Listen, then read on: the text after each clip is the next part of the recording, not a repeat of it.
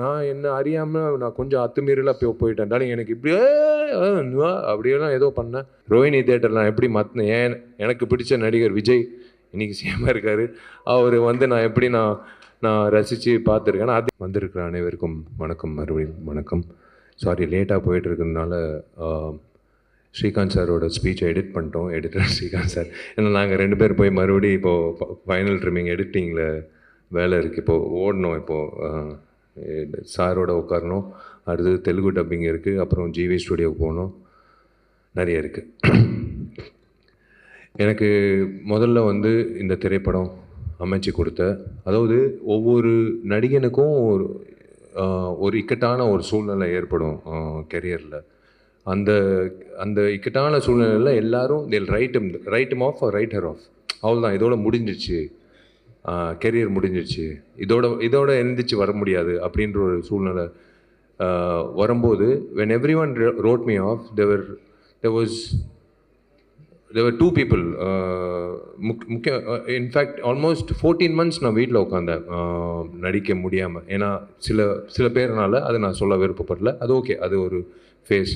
But எனக்கு Choudhary sir, RB Choudhary sir வந்து கூப்பிட்டு, முக்கியமாக இந்த தருணத்தில் நான் சொல்ல வேண்டிய ஒரு விஷயம், நான் ரொம்ப ரொம்ப கடமைப்பட்டிருக்கேன். நான் ஏன் எல்லோரும் உழைக்கிறேன், 24 மணி நேரம் நான் எப்போ தூங்குகிறேன், எப்போது எந்திரிச்சு இப்போ வேலை செய்கிறேன் அப்படின்லாம் சொன்னாங்க. உண்மையிலேயே ஒரு வருடம் வந்து என்னோடய பர்சனல் லைஃப் ரொம்ப ரொம்ப பாதிச்சு இருந்தாலும் இந்த படம் நல்லா வெற்றிகரமாக வரணுன்றதுக்காக என் கூட இருந்து என் கஷ்டங்களில் என்னை ஊக்கப்படுத்தி என்னை வந்து இந்த நாள், இந்த நேரம், இந்த நொடி உங்கள் முன்னாடி இவ்வளோ பாசிட்டிவாக நிப்பாட்டினதுக்கு காரணமாக இருந்தால் என்னை வருங்கால் மனைவி, என்னோட துணைவி சாய் தன்ஷிகாவுக்கு வந்து நான் ரொம்ப ரொம்ப கடமைப்பட்டிருக்கேன். நன்றி சொல்லணும். பிகாஸ் வேறு யாராவது தான் பிச்சுக்கிட்டு ஓடிட்டு இருப்பாங்க நேரம். எனக்கு RB Choudhary second most important thing, I should thank RB Choudhary sir. அந்த நேரத்தில் எனக்கு வந்து என் மேலே கொடுத்த கான்ஃபிடென்ஸ். இதெல்லாம் தாண்டி ஒரு நபருங்க, ஒரே ஒரு நபர், திருப்பூர் சுப்பிரமணியம் அண்ணன். அந்த திருப்பூர் சுப்பிரமணியம் அண்ணன் கொடுத்த அந்த ஒரு ஊக்கம், அந்த ஒரு நம்பிக்கை, அது வீண் போகக்கூடாதுன்றதுனால்தான் நான் என்னோட உழைப்பு அதிகரித்து இந்த படம் நன்றாக கொண்டு வரணும். தமிழ்லேயும் சரி, தெலுங்குலேயும் சரி, இந்த படம் இப்போ August 14th திரைக்கு வரப்போகுது. ஒவ்வொரு நாளும் உழைக்கும் போது நான் நினச்சிக்கிட்டு இருக்கிற ஒரே விஷயம், அவர் என் மேலே வச்சுருந்த அந்த நம்பிக்கை வீண் போகக்கூடாது. அவருக்கு நான் வந்து நன்றின்னு சொல்கிறத விட அவருக்கு கடமைப்பட்டிருக்கேன். ஒருத்தர் எழுப்பி விட்றாங்க பாருங்களேன், அந்த நேரத்தில் யாருமே இல்லாத சமயத்தில் எழுப்பி விட்டு, போடா போய் வேலை செய், உன்னால் முடியும் அப்படின்னு சொல்லி எனக்கு கொடுத்த ஊக்கம்தான் இந்த மகுடம் திரைப்படத்துக்கோட சக்ஸஸ்க்கு முக்கியமான காரணம். எங்களோட உழைப்பு முன்பின் அதுக்கப்புறம் தான், அதுக்கு பிஃபோர் வந்து கொடுத்த ஊக்கம், கொடுத்த அந்த பிளாட்ஃபார்ம் திருப்பூர் சுப்பிரமணியனுக்கு நான் நன்றி தெரிவிச்சுக்கிறேன். And most importantly I should thank all my artist and my technicians. எனக்கு this is the most challenging film நான் சொல்லுவேன். பிகாஸ் ஸ்க்ரீனுக்கு, அதாவது கேமராக்கு முன்னாடி கேமராக்கு பின்னாடி அப்படின்ற ஒரு சந்தர்ப்பத்தில் வந்து சில நேரத்தில் I became a split personality I would say. இது ஏன்னா போய் நடிக்கணும்.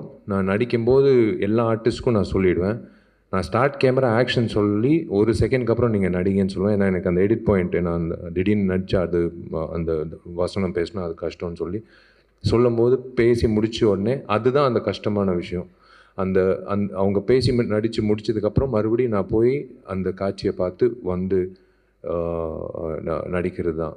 அந்த நேரத்தில் என்னன்னா, எல்லாருமே நான் சொன்னது வந்து, இவன் எதுக்கு நம்மளுக்கு நடிப்பு சொல்லித்தரான், இவன் எதுக்கு எனக்கு வரிகளுக்கு வந்து ஒரு ஒரு ஒரு ஒரு விஷயம் சொல்கிறாப்புல, இவன் எதுக்கு இசையமைப்பில் வந்து எனக்கு ஒரு விஷயம் இவன் எதுக்கு வந்து நான் நடன பயிற்சி, முக்கியமாக திலீப்புக்கு வந்து எதுக்கு நம்மளுக்கு எதுக்கு ஸ்டண்ட்டு பற்றி இவன் சொல்கிறான் அப்படின்னு சத்தியமாக சொல்கிறேங்க. இந்த ஈகோ இல்லாத இந்த கூட்டம்னால தான், இந்த ஈகோ இல்லாத இந்த டெக்னீஷியன்ஸ், இந்த ஆக்டர்ஸ் ஆக்ட்ரஸஸ், இந்த டீம் எனக்கு கிடைச்சதுனால தான் மகுடம் வந்து இவ்வளோ சிறப்பாக வந்திருக்கு.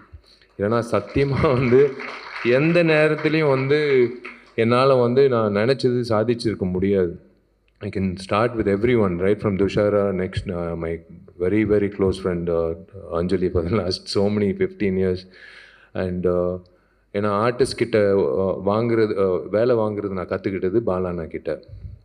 கேமரா ஆன் எப்போ ஆன் ஆகும்ட்டு நான் அவங்களுக்கே தெரியாமல் நான் மதம் சாருக்கெல்லாம் நான் வந்து கேமரா ஆன் பண்ணி விட்டு, சார் அப்படியே பாருங்கள் சார், அப்படியே பாருங்கள் சார், கட் மூவிங் ஆன், அதான் ஜான் விஜய் சொன்ன மாதிரி எடுக்கலையே சார், இல்லை சார் எடுத்தாச்சு சார், உங்கள் கண்ணு தான் சார் முக்கியம் அப்படின்ட்டு அவர் சொல்லிகிட்டே இருப்பேன். அவருக்கு ஒரு சின்ன ஒரு கன்ஃபியூஷன் இருக்கும். But when I show him the footage he understood. எனக்கு அதே மாதிரி தான் மற்ற நடிகர்கள். ஐ டோன்ட் நோ லைக் எனக்கு அந்த இப்போது மாயா ஆகட்டும், லைக் எவ்ரி ஒன், அந்த தம்பி அஸ்வின் ஆகட்டும், like I have to go down to there அவங்க இடத்துக்கு வந்து உன் ஜூஸும் வேணாம் உன் காரும் வேணாம் அப்படின்னு சொல்லும்போது நான் அது சொல்லும் போது அவங்க உள்வாங்கி பண்ணுறது இட் இஸ் எனக்கு பிடிச்ச ஒரு கிராஃப்ட் இதுங்க. 35 வருஷத்தோட கனவு. இந்த இடத்துல வந்து நான் உண்மையிலே வந்து எங்கள் அப்பாவுக்கு நான் நன்றி சொல்லணும். எப்படி நீங்கள்லாம் இப்படி காத்துட்டு இருந்தீங்களோ, கிட்டத்தட்ட ஒரு 4.5 மணி நேரம் வந்து அவர் நின்றுட்டு இருந்தார். நான் அர்ஜுன் சார்கிட்ட உதவி இயக்குனராக வேலை செய்கிறதுக்கு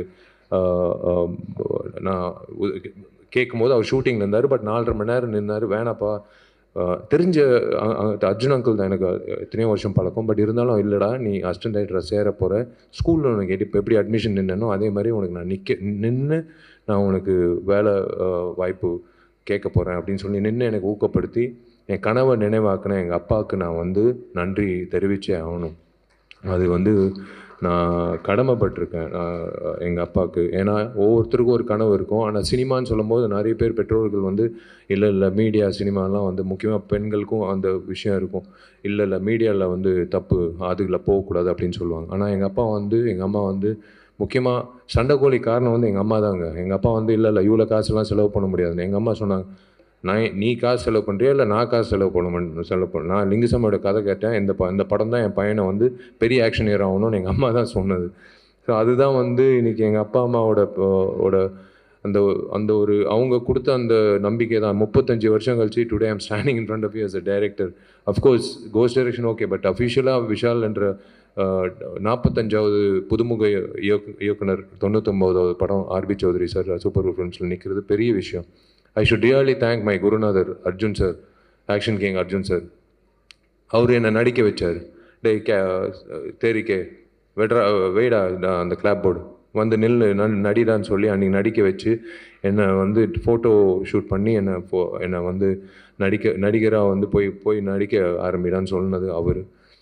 இன்றைக்கி நான் இயக்குனராக ஆகிறதுக்கு காரணம் அவர். உண்மையிலே அவருக்கு நான் அவர்கிட்ட கற்றுக்கிட்ட விஷயங்கள். அதே மாதிரி நான் ஃபஸ்ட்டு லைஃப்பில் வந்து ராம் கோபால் வர்மா அவர்களோட அந்த உதயம் சிவான்ற திரைப்படம் ஸ்கூலில் படிக்கும்போது பார்த்து வெளியில் வந்து நான் இயக்குனர் ஆகணும்னு நான் நினச்சி இன்றைக்கி வந்து அதுக்கு நினைவாகுதுன்னா, இப்போ I can tell you one thing, I can tell everyone whoever is watching this, if you dream about something with sincerity, with your gut feeling, with willpower, with determination, with consistency, kandipa you will make it. If Vishal can make it, kandipa நீங்களும் you can make it. எந்த துறையாக இருந்தாலும் சரி, அது cinema துறையாக இருக்கணும்னு இல்லை, நீங்கள் எந்த துறையில் ஐஏஎஸ்ஸாக இருக்கலாம். என்னோட பசங்க, என்னோட தங்கச்சிங்க இன்னைக்கு எல்லாரும் பெரிய பட்டதாரிகளாக, பெரிய எல்லா காலேஜ்லேயும் வந்து எல்லா கிராமத்து பிள்ளைங்க தான். பட் இருந்தாலும் சரிசமமாக உட்கார வச்சு அவங்க இன்றைக்கி வந்து எல்லா காலேஜில் என் பசங்க வந்து இன்றைக்கி வந்து பட்டதாரிங்களாக இருக்காங்கன்னா, definitely it's because of their will power and definitely it's because of that consistency. That's what I would like to tell you. And yes, எனக்கு இந்த திரைப்படத்தில் எனக்கு அமைஞ்ச இதோ ரிச்சர்டு தம்பி டிஓபி ரிச்சர்டு வந்து நம்ம ரொம்ப வருஷமாக எனக்கு we have done so many films, summer, நான் சிவ மனிதன், என்ன மதகஜராஜா, இன்னும் எல்லாம். இந்த படத்தில் வந்து அவனுக்கு கரெக்டாக தெரியும் அந்த எடிட் பாயிண்ட்டு. வந்து ஒரு நாள் ஆக்சுவலாக துஷாரா டேட்டு பிரச்சனை. அன்றைக்கி வந்து 2 மணிக்கு ஆக்சுவலாக 6 to 6 இல்லைடா மார்னிங் 6 வரைக்கும். ஆனால் 2:00 10:30 போக வேண்டியது இருந்தது, கரெக்ட் 2:00 வரைக்கும். பட் 10:30 போக வேண்டியது இருக்குது அப்படின்னு சொன்னோடனே, ஐயோ ஓகே சரி ஓகே என்னடா பண்ணலான்னு, சரி வா கேமரா வை இப்படி வை, துஷாரை கூப்பிடுங்கன்னு, உட்காருமா அப்படியே உட்காரு, இப்படி 2 கேமரா வச்சுட்டு ரிச்சர்ஸ் ஆனால் ஒன்றும் இல்லைண்ணே மாஸ்டர் எடுத்துடலாம், எப்போவுமே மாஸ்டர் ஷாட் எடுத்து தான் க்ளோஸ் வைப்போம். இல்லை தம்பி இதை எடுத்துடலாம், ஃபஸ்ட்டு எடுத்துடலாம், டக்குன்னு எடுத்துடலாம். அப்புறம் இந்த பக்கம் பேசுமா, இந்த பக்கம் பாருமா. இது எல்லாமே நான் சுந்தர் சி சார்கிட்ட கற்றுக்கிட்டது. இது சுந்தர் சி சார் எப்படின்னா, நீங்கள் வந்து இந்த பேக்ட்ராப்லேயே வந்து சுவிட்சர்லாண்டில் சாங் படப்பிடிப்பு நடந்த மாதிரி அவர் காட்டிடுவார். சலிக்கவே ஆர்டிஸ்ட் வரலையா, பிரச்சனை இல்லை, கேமரா இப்படி திருப்புங்க, இந்த பக்கம் வந்து ஒரு எரும மாடு இருக்கா, பிரச்சனையே இல்லை, அனிமல் வெல்ஃபேர் சர்டிஃபிகேட் வேணாம் தேரம், இப்படி வாங்க, இப்படி தான் அவர். ஏன்னா அதுதான் அவர்கிட்ட கற்றுக்கிட்டது சுந்தர் சி சார். அன்றைக்கி வந்து அந்த காட்சி நானும் ரிச்சர்ட் வந்து 10:30 மணிக்கே அமிச்சிட்டோம். ஓகேம்மா, அவங்களுக்கும் புரியல சார், என்ன பாரு முடிஞ்சிச்சுமான். அதுக்கப்புறம் ரிச்சர்டுக்கு வந்து உட்காந்து நம்ம வாடா சாப்பிட்லாம்டா, சாப்பிட்டு நிதானமாக எடுக்கலாம் இப்போ 2 மணி வரைக்கும். அப்போ தான் ரிச்சர்டுக்கு, ஏன்னா இவன் இருந்ததுனால தான் என்னால் அந்த காட்சியை வந்து அவ்வளோ சிறப்பாக அமைச்சு கொடுத்தது. ஏன்னா we knew the edit, both of us knew the edit. இது அதே மாதிரி Pon Parthiban, he knows my wavelength is the same. Hari sir படங்களில் நாங்கள் பயணிச்சிருக்கோம். அதுக்கப்புறம் இஸ் கம் அஸ் இரும்புத்தில 2 பேர் நான் பயணிச்சிருக்கோம். இன்றைக்கி எனக்கு ஒரு டைலாக் ரைட்டராக வரும்போது he knows the wave length, every one knows my wave length. அதுதான் எனக்கு ரொம்ப பிடிச்ச ஒரு விஷயம் ஒன்று. இது இவன் சொல்கிறானே, இவன் என்ன திடீர்னு, ஏன்னா உமாதேவி மேடம் நான் ஃபஸ்ட்டு இந்த பாட்டு சொல்லும்போது அவங்க எனக்கு மெசேஜ் போடுறாங்க, சார் நான் எவ்வளோ பாட்டு எழுதியிருக்கேன், ஆனால் எனக்கு இது ஒரு சேலஞ்சாக இருக்குது, எனக்கு ஒரு மாதிரி பயங்கரமாக இருக்குது சார். மேடம் இதே தான் நான் என் டார்லிங் திலீப் கிட்ட சொன்னேன், ஊட்டியில் புல்லரிச்சிச்சுன்னா கண்டிப்பாக இந்த படம் சூப்பர் ஹிட் மேடம். அவனுக்கு வந்து திலீப்புக்கு வந்து புல்லரிச்சிச்சுன்னு சொன்னான். நான் சொன்னோன்னே இந்த காட்சி டார்லிங் இப்போ 6 நிமிஷம் அப்பாவோட, இப்போ பார்த்தீங்க முத்துமணி மேலே சாங்கு, அது ஒரு விக்கெட்டான ஒரு இடத்துல வரும் அந்த ஸ்க்ரீன் பிளேயில். அதுக்கப்புறம் 6 நிமிஷத்தில் கிளைமேக்ஸ் டார்லிங் என்ன பண்ணலாம், என்ன ஆகும்னு எல்லாருக்கிட்டையும் கேட்டேன். அந்த வகையில் எல்லோரும் வந்து யோசிச்சாங்க என்ன வரும்னு. வழக்கம் போல் விஷால் வருவான், அடிப்பான், ரிவெஞ்ச் எடுப்பான். இல்லை, இந்த இடத்துல ஒரு விஷயம் இருக்குது. இது விஷால் படத்தில் மட்டும் இல்லை, எந்த திரைப்படத்துலையும் இந்த மாதிரி ஒரு கிளைமேக்ஸ் காட்சி வந்திருக்காது, வரல, எனக்கு தெரிஞ்சு வரல டெஃபினட்டாக. Last I don't think any one will do it, or I don't know அந்த மாதிரி அமைஞ்சிருக்கா எனக்கு தெரியல. தேங்க்ஸ் டு உமாதேவி மேடமோட வரிகள் அண்ட் திலீப்போட அந்த புரிதல், திலீப்போட கொரியோகிராஃபி. நாங்கள் வந்து we try to do something magical to that last 8 minutes of the film Magudam. I am looking forward. அதே ரோஹிணி தியேட்டர் நான் எப்படி மாற்றினேன், எனக்கு பிடிச்ச நடிகர் விஜய் இன்றைக்கி சிஎம்மாக இருக்கார், அவர் வந்து நான் ரசித்து பார்த்துருக்கேன். அதே ரோஹிணி தேட்டரில் தான் நான் இன்றைக்கி நானும் திலீப்பும் அந்த காட்சிக்கு எப்படி கைத்தட்ட போகிறாங்கன்னு நான் பார்க்க போகிறேன். எனக்கு அதே மாதிரி தான் பிரதர் ஏகாதசி ஆகட்டும், கருணா ஆகட்டும், எனக்கு விவேக் எங்கிட்ட இல்லை, எல்லோரும் வந்து they love the fact that Vishal is saying something which we can understand. சரி ஓகே சொல்கிறாரு, ஓகே கரெக்டாக இருக்குது அப்படின்னு சொல்லி புரிதல் இருக்கு பாருங்களேன், அதுதான் எனக்கு ரொம்ப பிடிச்சது. இந்த தம்பி இருக்கானே, இவன் வந்து சும்மா ஏதோ ஒரு இதில் எனக்கு என்னென்னா, காது வந்து நான் டால்பி சரவுண்ட் சவுண்ட் மாதிரி எங்கிட்ட இப்போ பேசிகிட்டே இருக்கும்போது யாரோ அங்கிட்ட வந்து இவன் ரொம்ப நேரம் பேசிகிட்டு இருக்கானேன்னு யாரோ சொல்கிறாங்க, எனக்கு கேட்குது. அந்த மாதிரி எனக்கு இப்படி உட்காந்துட்டு இருக்கும்போதே வந்து எவனோ ஒருத்தன் ரேப் இப்போ பண்ணிகிட்டு இருக்கான், யார் அவன் சம்மந்தமே இல்லாமல் ரேப் பண்ணிட்டு இருக்கான், கூப்பிட்றான் அவனு பார்த்தா இவன் தான் வினோத் வந்தான், ஒரு பாட்டு பண்ணாச்சு. I'm going to introduce him next couple of months. Independent musician ஒரு ஆல்பம் வச்சுருக்கான், அது ஆக்சுவலாக அந்த பிளான் இருந்தது. That's why we introduce him. எனக்கு இந்த படத்தில் ஒரு மிகப்பெரிய தூணாக இப்போவும் இருந்துகிட்டு இருக்காப்புல, இஸ் ஸ்டில் டூயிங். ஏன் ஜிவி வரல, நான் ஜிவி பிரகாஷ் டார்லிங்கு இந்த இப்போ ஆர்ஆர் போயிட்டுருக்கு. நான் இப்போ இழுத்தேன்னா August 14 என் படம் ரிலீஸ் ஆகாது. அவர் ஆர்ஆர் வாசிச்சிருக்கார், 2 திரைப்படம் வருது. ஸோ அதனால் வந்து அஃப்கோர்ஸ் டெஃபினெட்லி விஸ்வநாதன் சன்ஸும் டெஃபினட்டாக நல்லா ஓடணும், மகுடமும் நல்லா ஓடணும் நான் வேண்டிக்கிறேன். இந்த ஜிவி பிரகாஷ்ன்ற ஒரு ஒரு ஒரு டெக்னீஷியன் இருக்கானே, உண்மையிலேயே ஒரு வரங்க, ஒரு புதுமுக இயக்குனருக்கு ஒரு வரம். நான் எப்படி ஜிவிக்கு நன்றி சொல்லுன்னு தெரில. ஏன்னா ஒரு 3 வாட்டி நேஷ்னல் அவார்டு வாங்கினவர் வாசிச்சுட்டு இருக்காப்புல. முக்கியமாக எந்த சாங் தான் உமாதேவி மேடம் நின்றுட்டு இருந்தாங்க, நான் சம்மந்தமே இல்லாமல் டான்ஸ் மாஸ்டர் அசார் கூப்பிட்டேன். டார்லிங் இல்லை டார்லிங் இந்த மாதிரி இல்லை அப்படின்னு சொல்லிட்டு நான் பாட்டு எதோ பண்ணிகிட்ருக்கேன். இப்படி பார்த்தாப்புல என்னை திட்ட போகிறாப்புலையான்னு, ஏன்னா நான் என்ன அறியாமல் நான் கொஞ்சம் அத்துமீறலாக போயிட்டேன். டார்லிங் எனக்கு இப்படி அப்படியெல்லாம் ஏதோ பண்ணேன். இவர் என்ன பண்ணுறாரோ அதை அப்படியே ஃபாலோ பண்ணுங்கள், நான் ஈவினிங் வந்து நான் கரெக்டாக பண்ணுறாப்புல அப்படின்னு சொல்லிட்டு போயிட்டாப்புலங்க. எனக்கு அவர் கொடுத்த அந்த ஸ்பேஸ்னால தான் 5 பாடல்களும், எஸ்பெஷலி கிளைமேக்ஸ் சாங் நீங்கள் இன்னும் நாளைக்கு தான் வெளியிட போகுது, ட்ரெய்லர் ஆகட்டும், எல்லாமே வந்து ஒரு அந்த லைஃப் கொடுத்துருக்காப்புல இந்த படத்துக்கு. வந்து ஒரு பேக்ரவுண்ட் ஸ்கோர் ஆகட்டும், is been like is understood. ஒரு புது இயக்குனருக்கு கிடைக்கிற ஒரு மிகப்பெரிய பாக்கியம் வந்து ஒரு பேக்ரவுண்ட் ஸ்கோர் பண்ணக்கூடிய ஒரு பாடல்கள் அமைச்சு கொடுக்குற ஈகோ இல்லாத ஒரு மியூசிக் டைரக்டர். இல்லைனா அப்படியே வெளியில் கை கட்டிக்கிட்டு நின்றுட்டு இருக்கணும், அவர் என்ன வாசிக்க போகிறாருன்னு தெரில, அப்படியே கொடுப்பாங்க ஒரு சாங், அப்படியே எடுத்துகிட்டு போய் ஷூட்டிங் பண்ணணும். ஆனால் அப்படி கிடையாது, அவ்வளோ இடம் இருந்ததுனால தான் I'm really thankful to GV.